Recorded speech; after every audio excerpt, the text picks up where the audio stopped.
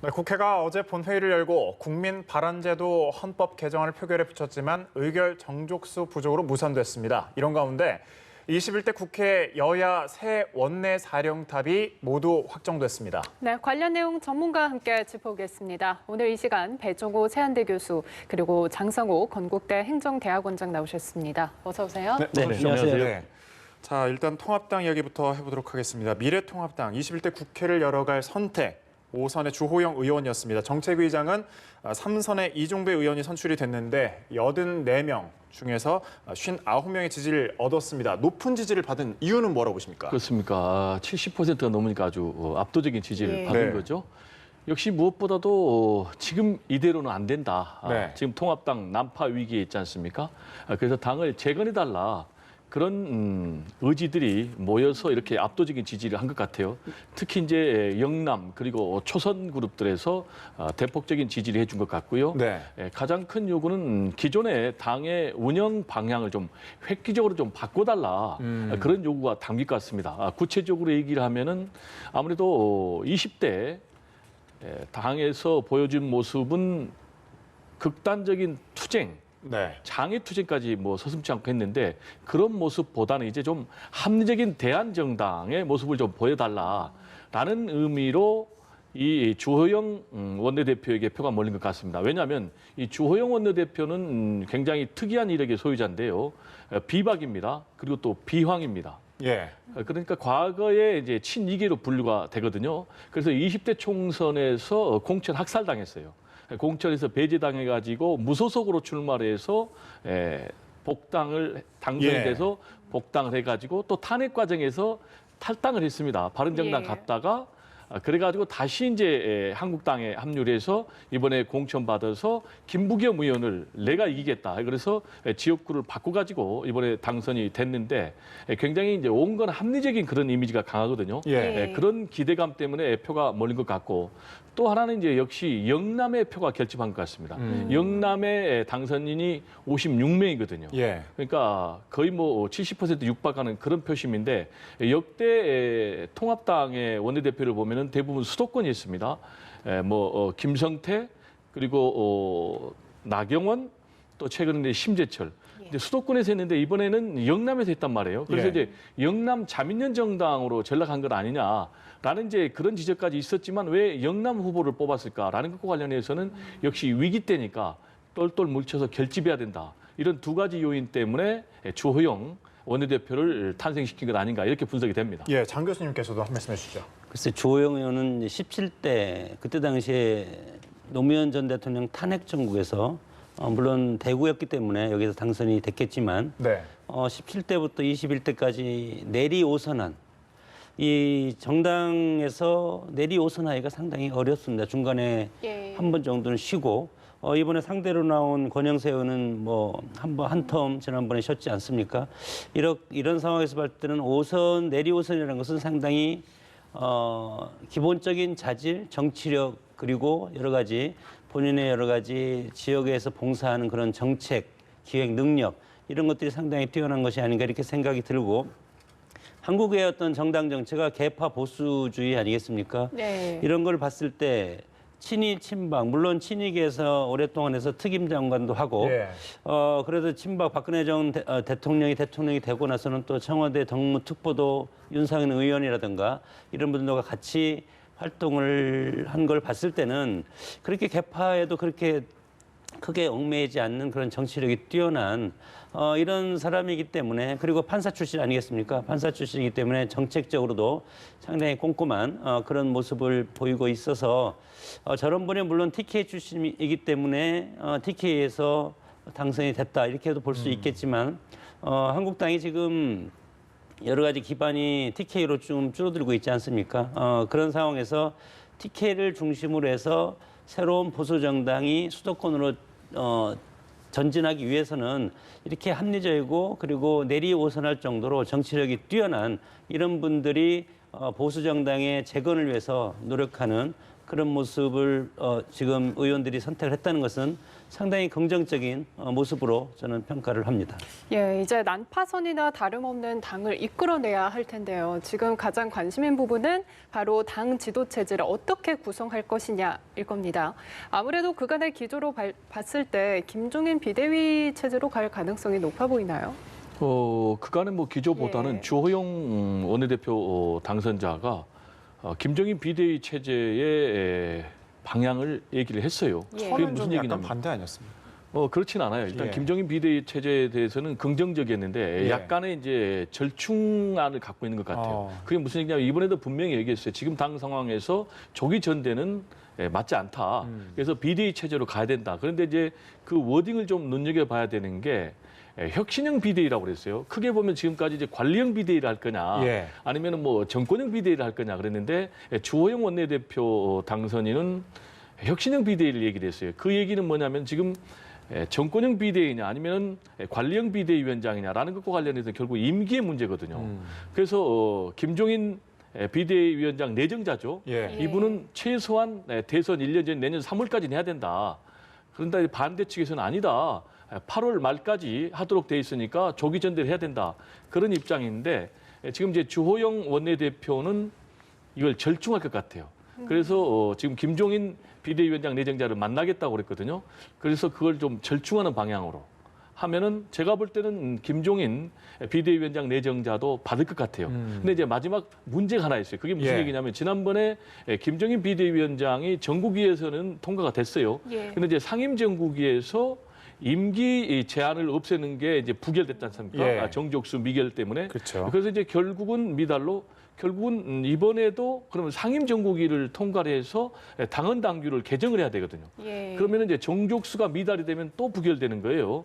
그렇지만은 그렇게 되면 이제 당이 끝을 알 수 없는 나락으로 빠지기 때문에 제가 볼 때는 주호영 원내대표가 예. 열심히 양쪽을 오고 가면서 노력을 하면은 절충안이 받아들여지지 않을까 이렇게 전망을 합니다. 예, 앞서 임기 문제 때문에 논란이 됐었는데 교수님은 어떻게 보세요? 주호영 의원은 애초부터 지금 김종인 비대위 건에 대해서는 예. 찬성하는 입장이었던 것 같고 유이동 권영세 의원도 찬성. 예. 이번에 원내대표 두 분 나온 뭐 두 분은 사퇴했지만 나온 분 권영세, 주호영 두 분 다 김종인 비대위에 대해서는 이제 찬성을 하고 물론 임기 문제도 지금 상당히 예민한 부분이 있지 않습니까? 예. 특히 3선 이상 그리고 홍준표 당선인 같은 부분들은 김종인 비대위원장이 지금 40대 기수론을 내세웠기 때문에 상당히 이거에 대해서 이제 불편함을 갖는 것이 아닌가 이렇게 생각이 들고 저도 마찬가지로 뭐 내년 3월까지든 12월까지든 3개월 차이가 나지 않습니까? 이런 상황에서 애초에 원내대표 출마하기 전부터 김종인 비대위원 카드에 대해서 긍정적인 모습을 보였고 그런 쪽으로 했기 때문에 의원들이 일정 부분 이거에 대해서 신임을 했다. 예. 이렇기 때문에 이거 김종인 비대위 카드가 이제 등장하는 것은 시간 문제가 아닌가 이렇게 생각이 들고 그런 차원에서 이제 당연히 여러 가지 선결 조건이 있어야 되는데 복당 문제가 먼저 처리되고 그다음에 비대위원장 카드가 그다음에 처리되지 않을까 이렇게 생각이 듭니다. 예. 지금 말씀처럼 진짜 풀어야 할 과제가 만만치 않은 것 같은데 특히 지금 뭐 언급을 하셨지만 무소속 사임당 복당 문제에는 좀 긍정적인 입장이거든요. 빠른 시일 내에 뭐 가능해질까요? 주호영 원내대표가 예. 빠른 시일 내에 하겠다고 했으니까 예. 상당히 이 부분도 속도감을 낼 것 같아요. 네. 그런데 이제 이 4명의 무소속 당선자가 있지 않습니까? 홍준표, 예. 그리고 김태호, 윤상현, 권선동. 예. 근데 이 4사람이 다 입장은 같진 않고 특히 이제 윤상현 당선자 같은 경우는 본인이 바로 복당하지 않겠다. 지역 주민들의 의사를 묻겠다. 그래서 좀 시점은 달라질 것 같아요. 그리고 이제 3명 같은 경우는 다 복당을 하겠다는 입장인데 네. 3명도 제가 볼 때는 다 순조롭게 될지는 좀 의문이에요. 그게 무슨 얘기냐면 예. 당내 역학관계가 좀 맞물려 있거든요. 특히 이제 홍준표 당선인 같은 경우는 지금 강력하게 내가 대권에 도전하겠다라고 예. 선언을 했기 때문에 아무래도 홍준표 전 대표와 경쟁할 수 있는 대권 주자들은 상당히 좀 견제를 할 수밖에 없는 그런 입장 아니겠습니까? 특히 이제 김종인 비대위원장 체제가 앞으로 들어선다면 예. 지금 이제 홍준표 당선인 같은 경우는 김종인 비대위원장에 대해서 뭐 뇌물 브로커다라면서 굉장히 극단적인 언사로 공격을 했거든요. 예. 그렇다면은 이분의 복당 문제가 그렇게 순조로울까? 큰 흐름에서는 결국 이제 복당으로 귀결되겠지만은 그래서 이제 이준석 전 최고위원 같은 경우는 통합당으로 우회해서 들어와라. 라는 이제 그런 얘기까지 했거든요. 물론 이제 아이디어 차원이지만 그래서 홍준표 전 대표의 복당 문제는 결국은 나중에 복당이 되겠지만 과연 미래통합당이 미래한국당과 합당을 할 것인지 예. 아니면은 미래한국당이 별도의 교섭단체로 꾸릴 것인지 이것과 관련해서 상당히 변수가 있다. 이 문제와 관련해서 얘기를 하면은 이미 민주당이 더불어시민당과 합당을 하기로 결론이 났지 않습니까? 예. 그러면 지금 꼼수 비례 위성 정당을 더 이상 끌고 갈 것이 아니라 정석대로 통합당도 한국당과 합당을 하는 것이 맞다. 그리고 21대 국회에서 뭔가 부족한 준연동형 비례대표제 선거법을 좀 개정을 해야 된다. 이런 얘기를 좀 강조하고 싶습니다. 그 이제 예. 주호영 원내대표 신임 원내대표가 이제 상중인데 이제 이거 그것이 끝나고 다음 주쯤이면 김종인 비대위원장 후보를 지금 면담을 하겠다고 하지 않습니까? 예. 이 면담을 한다는 것은 비대위원장으로서 추대를 하기 위한 여러 가지 안을 가지고 갈 것이고 거기에는 지금 복당 문제 방금 말씀하셨지만 예. 복당 문제가 틀림없이 거론이 되지 않겠나. 이렇게 봤을 때 홍준표 당선인 같은 경우는 김종인 위원장이 상당히 거부감을 갖지 않을까. 이런 것들이 비대위원장을 수락하냐 안 하냐의 어떤 걸림돌이 될 가능성도 있습니다. 조호영 의원 같은 경우는 모두가 다 들어와서 당의 여러 가지 시너지 효과를 내서 모두가 지금 아주 작은 야당 아니겠습니까? 예. 이런 식으로 들어와야 된다고 주장을 하겠지만 그동안 너무 언론을 통해서 홍준표 당선인이 김종인 비대위원장 후보를 상당히 공격을 너무 강하게 했기 때문에 이런 것들이 풀릴 수 있을지 그렇게 된다면 선별 복당이 우선적으로 이루어질 가능성이 있다. 그러면 김태호 권성동 의원 일단 들어오고 예. 윤상현 의원 같은 경우는 지역 주민들의 여러 가지 수렴. 왜냐하면 윤상현 의원 같은 경우는 두 번에 걸쳐서 정당세에 없는 겁니다. 두 번에 걸쳐서 무소속으로 당선된 케이스 아니겠습니까? 그렇기 때문에 당의 복당도 중요하지만 그것보다도 고마운 것이 인천 동미촌 을구 지역 주민들의 그런 고마움 그런 것들을 좀 더 많은 시간을 갖고 몇 개월 정도 더 갖고 그 의견을 수렴하는 절차를 가질 필요가 있습니다. 그렇기 때문에 일단은 선별 복당이 이루어지면 김태호 권성동 의원이 당선인이 일단 먼저 복당을 하고 나머지 두 분은 추후 비대위원장이 들어서고 나서 그리고 결정될 가능성이 크다 그렇게 봅니다. 예, 앞으로 어떻게 흘러나갈지는 계속 지켜봐야 할 것 같습니다. 네, 한편 민주당에서는 김태년 의원이 새 원내대표로 선출이 되면서 21대 국회에서는 아무래도 풍부한 경험을 갖춘 두 원내대표 간의 지략 대결이 펼쳐질 것으로 보이는데요. 앞서 서로를 훌륭한 분이라고 치켜 세웠어요. 앞으로 어떻게 전망을 하세요? 일단 뭐 두 사람이 서로 결과물을 내기 위해서 일하는 국회 만들기 위해서 노력을 할 것 같아요. 지금 이제 친문의 김태년 의원이 1차에서 과반 득표로 해서 됐지 않습니까? 예. 그런데 이제 경쟁자가 진문의 전해철 의원이었어요. 그런데 이 전해철 의원을 누르고 이겼다는 것은 아무래도 당 소속 의원들이 뭔가 21대 국회에서는 좀 협치, 네. 유연함을 발휘해서 성과물을 좀 만들어내라. 이런 뜻이 담겼다고 보고요.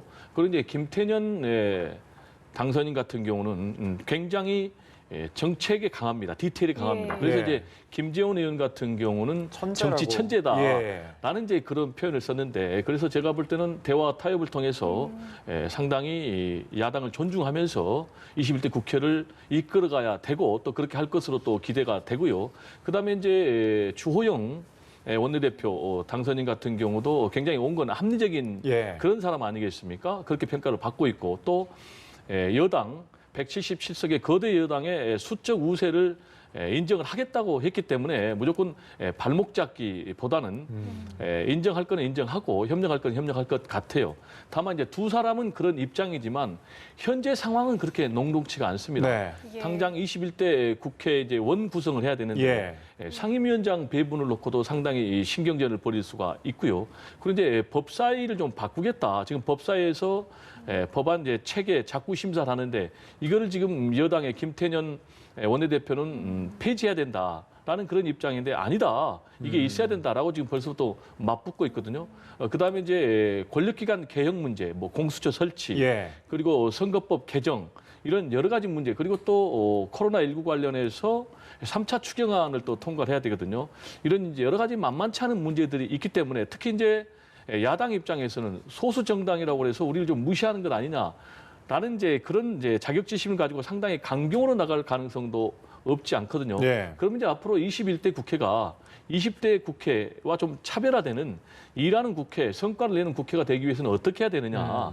그러면 여당도 수적 우세만 가지고 몰아붙일 것이 아니라 야당을 최대한 존중하고 대화 타협을 통해야 된다. 그리고 표결은 역시 마지막 선택 수단이다. 예. 그리고 제1야당 통합당도 무조건 반대를 하기보다는 대안을 제시하는 대안정당의 모습을 보여줘야만이 앞으로 미래가 있다. 이런 얘기를 좀 강조하고 싶습니다. 예, 원구성 말씀해 주셨는데 네. 아무래도 이제 3차 추경에 대한 여야 협상이 본격화할 것으로 예상이 되는데요. 두 원내대표가 어떻게 풀어나갈지 어떻게 전망을 좀 해볼 수 있을까요? 김태년, 주호영 의원은 뭐 사선 예. 5선 한 선 차이입니다. 한 선 차이지만 2004년도 17대 총선에 입사 동기가 아니고 의원 동기죠. 예, 예. 의원 동기로 됐는데 동기. 예. 예, 지금 국회의 신사 훌륭하신 분 지금은 뭐 상당히 덕담. 왜냐하면 민주당 같은 경우는 압승을 했기 때문에 겸손해야 되고 그리고 야당 같은 경우는 총선에 참패했기 때문에 또 네. 겸손해야 되고 그렇게 상대적으로 지금은 어차피 상대방을 이렇게 지켜서면서 예. 선문답을 하는 수준인데 결국은 이것이 이제 여당이 포용하지 않으면 결국은 통합당, 야당 같은 경우는 강공으로 갈 수밖에 없는 것이 현실 아니겠습니까? 특히 여당 같은 경우는 그 마음속에는 180석을 얻었기 때문에 아까 말씀하셨지만 법사위라든가 예결위 중에서 하나는 우리 민주당이 가져야 된다고 틀림을 주장할 것이고 여당 입장에서는 그것은 야당의 고유한 권한이고 이것이 없으면 견제할 수가 없다. 예. 그리고 양보할 수 없지 않겠습니까? 그렇기 때문에 싸움이 시작될 것이고 통합당 같은 경우는 103석에서 이제 앞으로 107석이나 이렇게 되겠지만 제1야당이기 때문에 1대1로 요구할 것이 틀림없습니다. 그래서 물론 의석수는 차이가 나지만 우리가 여당을 견제하기 위해서는 야당으로서의 제1당의 역할을 충분히 해야만이 의회에서 서로 대화 타협이 가능할 것이다. 이렇게 되면 서로 타협의 여지가 상당히 줄어들고 그런 과정에서 이제 뭐 각 당의 대표가 선출이 되고 비대위원장이 선임이 되고 그러고 나서 몇 개월 있으면 이제 대선인 전국이 출발되지 않겠습니까? 예. 그렇기 때문에 야당은 선명성을 보여주기 때문에 상당히 강경투쟁으로 갈 수밖에 없지 않을까. 또 여당 같은 경우는 정권을 재창출해야 되기 때문에 성과를 내야 되기 때문에 오히려 또 강공으로 나갈 수밖에 없는 것이 국회에서 뭐 다수결의 원리에 따라서 입법화에 진전이 있어야만 성과가 내는 것 아니겠습니까? 이런 상황에서 봤을 때는 지금은 선문답하지만 앞으로 국회에서는 상당히 강대강으로 대처하고 원구성 자체도 아마 뭐 5월 8일인가 이때까지 이제 해야 예. 되는데 그것도 아니 6월 8일이죠. 그때까지 해야 되는데 마찬가지로 이것도 상당히 늦춰질 가능성이 상당히 크다고 봅니다. 예, 앞으로는 좀 뭐 강대강으로 갈 것이다. 약간 이런 말씀을 해주셨습니다. 국민 발안제도 이야기를 해볼 텐데요. 본회의를 열고 개헌 발의 요건에 100만 명 이상의 국민을 추가하는 것을 뼈대로 한 국민 발안제도 헌법 개정을 표결에 붙였는데 역시 의결 정족수 부족으로 투표 자체가 성립이 안 됐습니다. 또 발의자 강창일 의원이 단상에 올라가서 심재철 의원을 향해서 정식 그렇게 하지 마라 쓴소리를 던지기도 했죠. 어떻게 좀 보셨습니까? 굉장히 실망스러운 모습이죠. 20대 국회 하면은 일 안 하는 국회로 역대 최악의 국회의 오명을 갖고 있거든요. 뭐 식물 국회, 동물 국회 그런 평가를 받고 있는데 마지막에 좀 유종의 미를 거둬줄 것을 상당히 기대를 하고 있지 않습니까? 저도 그러고 우리 앵커께도 그러고 또 시민들도 국민들도. 근데 이번에 국민 발안제도 원포인트 개헌안이 결국은 의결 종족수 미달로 인해서 투표 불성립해가지고 자동 폐기가 됐어요. 근데 이게 어떤 법안이냐면은 어떤 헌법 개정안이냐면은 여야가 공동으로 발의한 겁니다. 148명. 이게 공동으로 발의한 사람 중에는 통합당 의원 22명이 있거든요. 네. 그런데도 이분들이 표결에 참석하지 않았어요. 근데 이제 우리 헌법에 보면은 발의가 되면은 60일 이내에 국회 본회의에서 표결을 하도록 돼 있습니다. 이거는 이제 헌법적인 의무 상황이거든요. 네. 그런데 헌법기관인 국회의원들이 표결에 불참했다는 것은 저는 상당히 문제라고 생각을 합니다. 물론 찬성만 하라는 얘기는 아니고 예. 반대 의사 표시를 할 수가 있죠. 다만 그 표현의 방법이 표결을 하면 되는 거예요. 그런데 이제 표결하지 않고 이렇게 자동 폐기됐다는 것은 상당히 좀 실망스럽고, 그리고 특히 이제 개헌의 필요성에 대해서는 이미 통합당, 과거에 한국당도 찬성을 했거든요. 예. 그래서 이런 모습을 보이니까 결국 이제 아까 말씀드린 대로 강창일 의원이 이렇게 정치하지 말아라라고 했는데, 이런 모습을 본 국민들이 상당히 통합당에 대해서 다시 한번 또 실망하는 그런 모습이 아니었을까, 이런 생각이 좀 듭니다. 예, 장 교수님, 그 통합당 반대 근본 이유는 뭐라고 보십니까? 글쎄요, 뭐 개헌 논의가 활발히 하기 위해서 개헌 발의자가 대통령, 국회의원, 그리고 100만 명 이상 국민, 유권자, 요까지 이제 넣어서 지금 개헌이 지금 우리가 87년 체제가 지금까지 30몇 년 동안 예. 개헌을 못 하고 있지 않습니까? 그렇기 때문에 여당 입장에서는, 그리고 여기에 통합당 22명도 이거에 대해서 이제는 개헌을 해야 되지 않겠냐, 권력 구조를 하던 뭐 기본 주권 조항이든 그렇게 해서 처음에 취지는 그렇게 했지만 이렇게 하다 보니까 지금 우리가 진보와 보수의 어떤 특성을 보면 진보는 상당히 역동적이고 잘 움직입니다, 빠르게. 보수적인 시각을 가진 분들은 움직임이 느리고 잘 결집이 안 됩니다. 그래서 이렇게 보면 지금 촛불 집회, 태극기 집회 있지 않습니까? 상당히 촛불 집회 활발하게 이루어지고 광장의 정치에 상당히 이제 익숙한 그런 87년 민주화 운동의 어떤 그런 후예들, 예. 이런 분들이 사실은 이제 촛불 집회, 촛불 혁명이라고 하는 이런 문재인 정부를 탄생시켰다고 저는 생각이 드는데, 이런 걸 봤을 때 100만 명 이상 쉽게 모일 수 있습니다. 예. 그럼 개헌은 바위가 되고, 결국은 그러면 그 힘으로 의회의 압박도 강하고 나중에 3분의 2가 찬성해야만이 개헌안이 통과되는 것 아니겠습니까? 그렇기 때문에 시민의 힘을 헌법적으로 규합할 수 있다. 예. 이것이 지금 이 핵심 키입니다.